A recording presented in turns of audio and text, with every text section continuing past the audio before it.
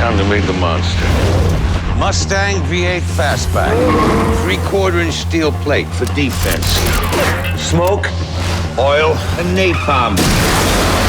And 30mm machine guns for offense.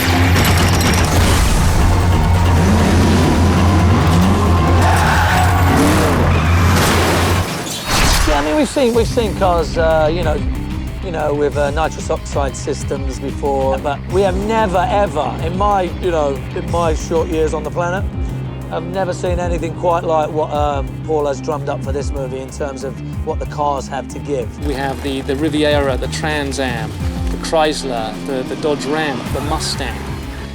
We have a Porsche from 1988. We have a 7 Series BMW, which we've chopped out the passenger side, so it's rather like driving a First World War fighter jet.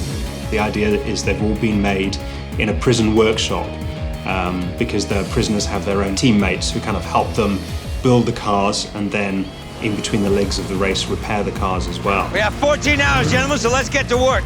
So there's a very kind of homemade feel to the cars, which kind of harks back to the rec-tech aesthetic of 80s movies like The Road Warrior. As you see the cars being built, you start, like I say, realizing how it's going to be a cool picture. And I mean, it's amazing. Just someone sitting there placing a gun on top of the hood, and not just handguns, of course. These were big 50 caliber machine guns, and I mean, there was thousands and thousands of rounds going, and reloading guns and explosions and bullet hits every day.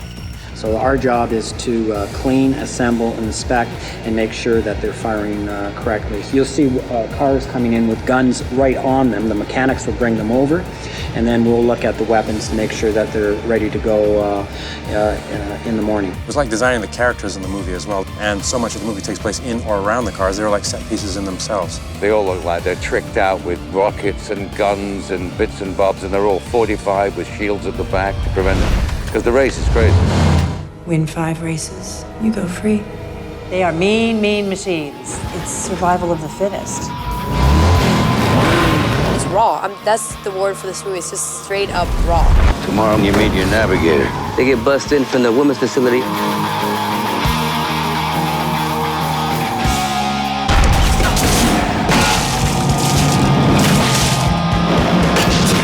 Real crashes, real explosions, cars on fire, cars spinning 20 feet in the air, all done practically.